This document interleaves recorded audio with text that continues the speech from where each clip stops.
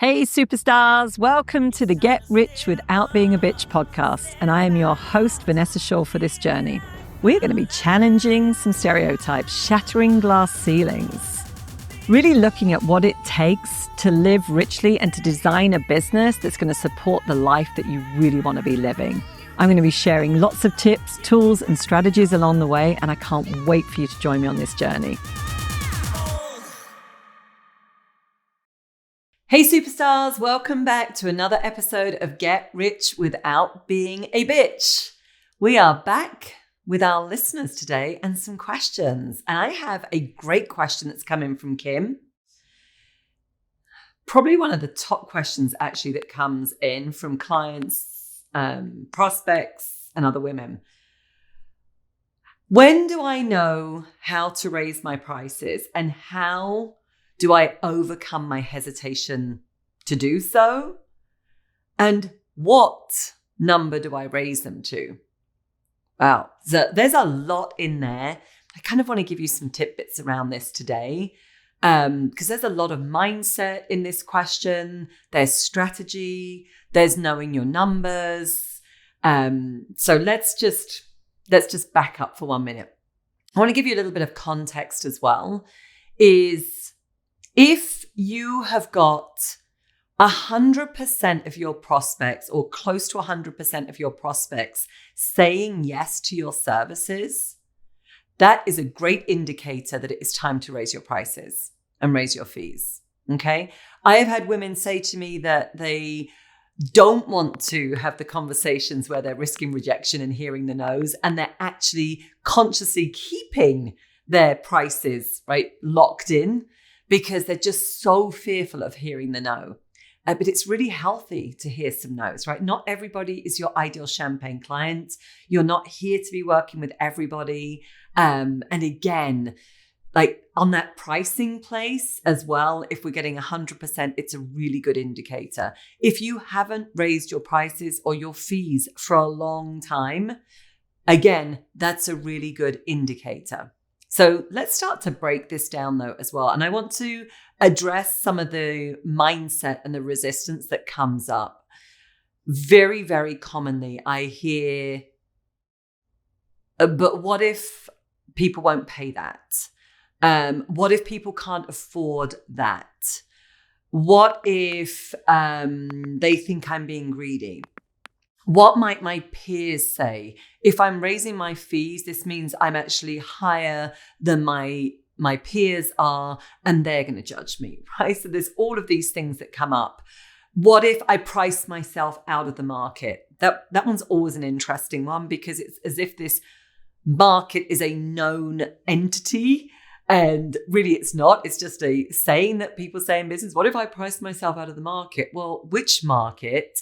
And how much do you really know about your market and the market that you want to be in? And frankly, the one that you are marketing and selling to, right? So these are a lot of the questions that come up. And underneath those questions, right, oftentimes there's a fear sitting underneath there, right, that's really holding us back. And it can be in a lot of different categories. I'm going to give you just some pointers for you to think through what they could be. The fear of judgment. You know, I'm scared that somebody's going to judge me as being greedy, shallow, self-serving, not wanting to, you know, all in it for the money. That one comes up a lot, right? So the fear of judgment, the fear of rejection, right? Of hearing no, the fear of kind of loss of belonging at times as well. It's like the, you know, losing community. And again, that one comes up a lot when people have peers, possibly in like the professional services categories. I work with a lot of women-owned law firms as well. This comes up a lot. You know, well, what, you know, my peers will reject me. I'll get pushback from them. Right. So oftentimes there's these fears underneath about what other people will think, what other people will say, what other people will do, the fear of losing it all. This one comes up. I'm going to raise my prices and I'll no longer be able to get business. Right. Or I don't know where to even find those clients. as if, we're making an assumption that they are dramatically different clients to the ones that you're already working with. And frankly, that is not always the case. So definitely want to be thinking, Kim, around what are those fears for you that are underneath, right? So that you can just examine them. And it's okay to feel scared. It's normal as we're doing something different and we're stepping outside that comfort zone. And it takes courage, right? Oftentimes to make those changes and to see really where they land. So that's in terms of, right, the kind of mindsets and the emotional pieces that go on. And then there's the, how do I know what to raise my prices to? This is a really interesting question. So again, I want to give you some places where people go to for that and some comparisons and frankly, some unhealthy comparisons and how we help you to work through that. So a lot of time people do look to their peers. They look at this, well, other people are charging this and I couldn't possibly charge that much, or other people are charging that. So therefore that's where I'm putting my fees. By the way, sometimes people with the fees are going down market. They feel like they need to lower their fees in order to get clients because they've possibly heard too many no's. And it's driving this thought that I'm outpricing myself. I'm too high for the market. I can't get it.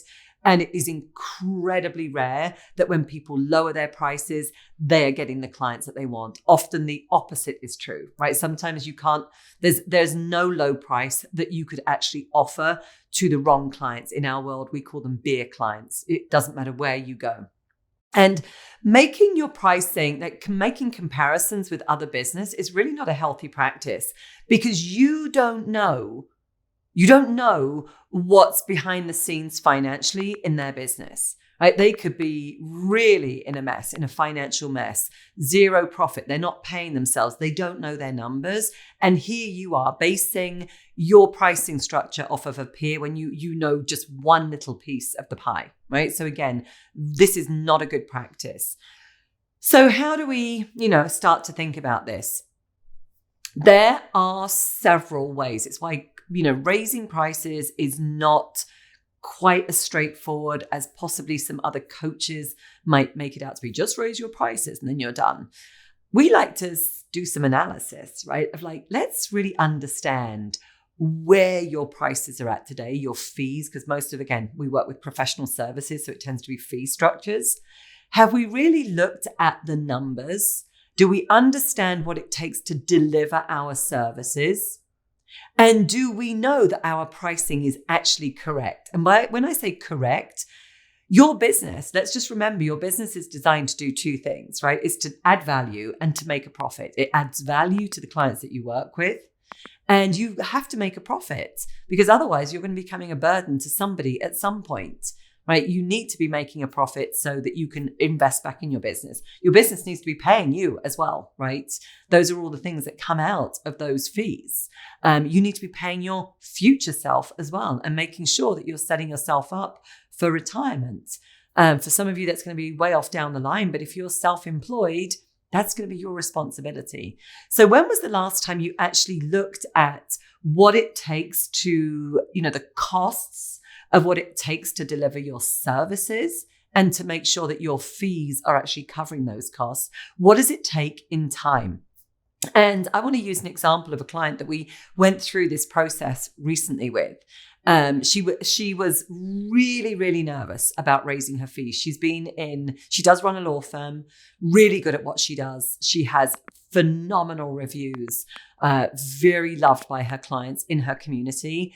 And she's kind of reached this plateau of, something needs to change.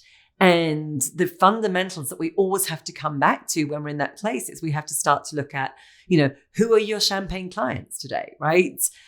Because it's often evolving. Let's look at your offers. How are you, what are your services and, look like? And then let's look at that fee structure. Let's revisit all of those things. And she had been, very good coachy, was doing her homework and had moved to a flat fee package, right? So she wasn't charging by the hour. She was delivering a service whereby she'd packaged it up and it was, for want of a better word, it was $1,000 for this instead of charging it by the hours. What she then did with her analysis is she went through and actually looked at what it was taking her to actually deliver those services in terms of some of her team costs, in terms of the time, in terms of all of the extras, the emailing, the client service, all of those extra things that come into play. And when she looked at what it was technically being billed at and what it really took, she had a big, big gap. And again, this was somebody that was very resistant. She was resistant and she was scared about raising her prices because she said, I'm so scared about, I am worried about how I'm going to be perceived. I am worried about, will I still get clients? These are normal things that come up. But now all of a sudden, we've got this black and white data in front of us. And when we looked at the amount of cases where she had been essentially over-delivering and undercharging, we found that had she been charging those correctly, there was about $25,000 over the space of 1 year, just in this one area alone that had been left on the table. Just in this one place alone, $25,000.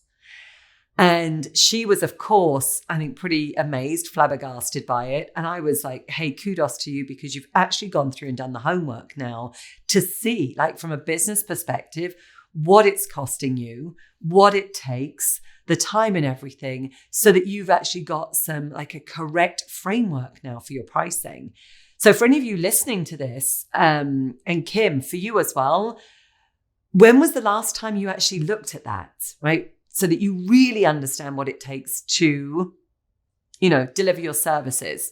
Now, again, there are different levels because some of you are going to be more efficient, more effective in your service delivery. You've worked on those systems that I've talked about. You've built things so that you can possibly deliver your work quicker.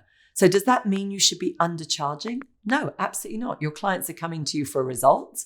And the fact that you've also invested, right, that time and energy and probably money in building the system so that you have better level of client delivery also gets reflected in your fees. So that's also something I hear. It's like, well, it actually doesn't take me as long to deliver these things today. Well, that's what we would hope as you're growing and scaling a business, right? Is that you've got greater efficiencies.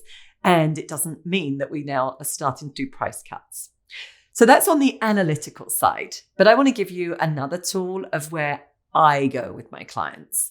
Because just about everybody has a secret number when I ask them this. And they say, well, what should I raise it to? Yes, we do want to have some of that financial analysis. It's one of the things that we help our clients with so that we've got it grounded in some real data. Don't want to go through a price increase only to find out that you really haven't increased it enough and now you're feeling bad that you need to do it again, right? So the other place that I go to though with our clients is to say that, what's that secret number? Everybody has a secret number that they would love to be charging for their services.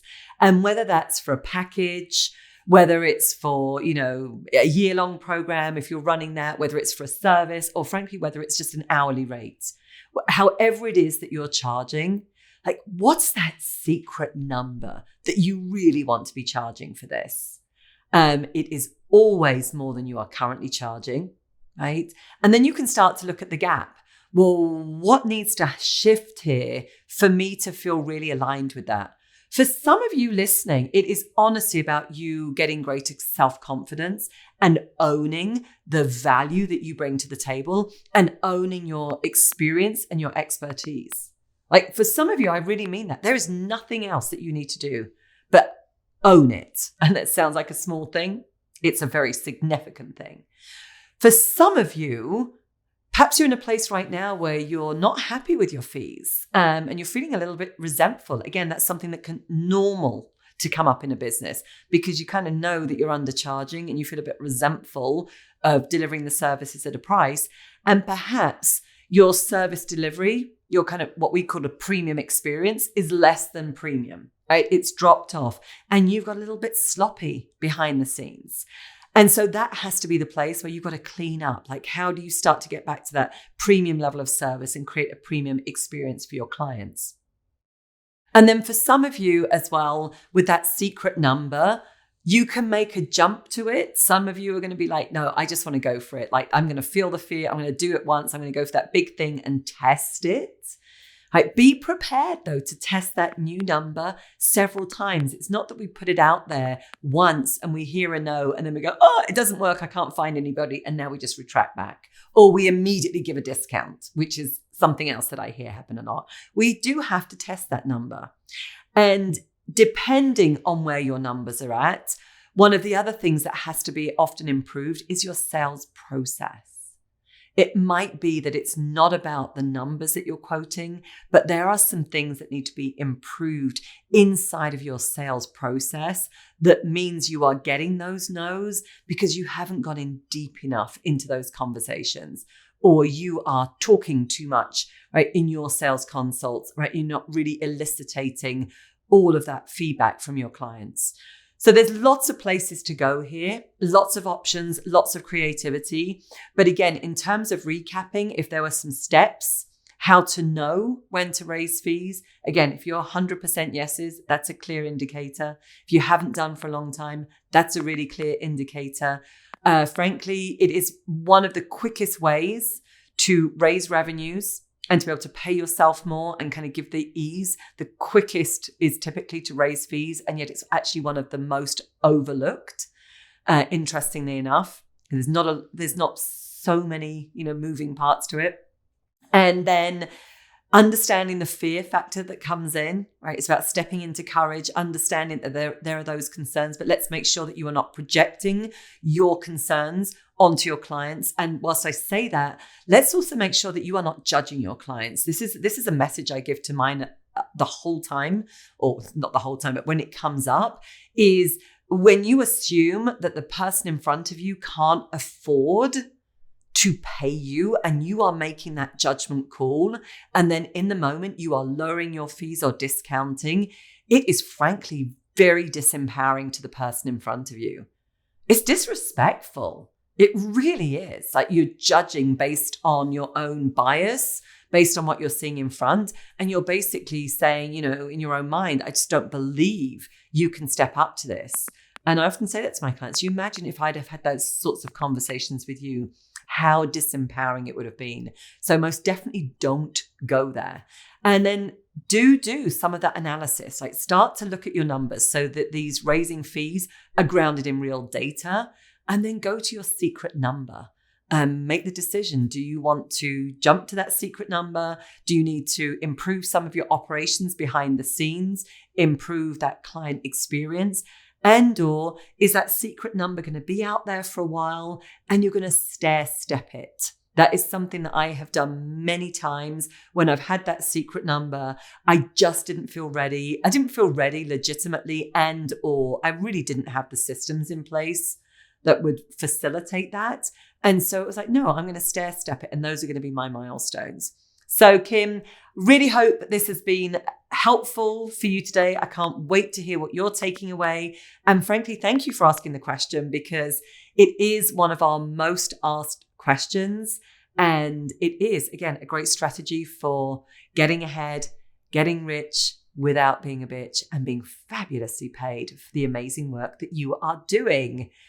As always, don't forget to leave a positive review. It helps us reach more women just like you and change the conversation around what it takes to be a successful woman who's running a business for herself and, creating wealth. Can't wait to catch you on the next episode.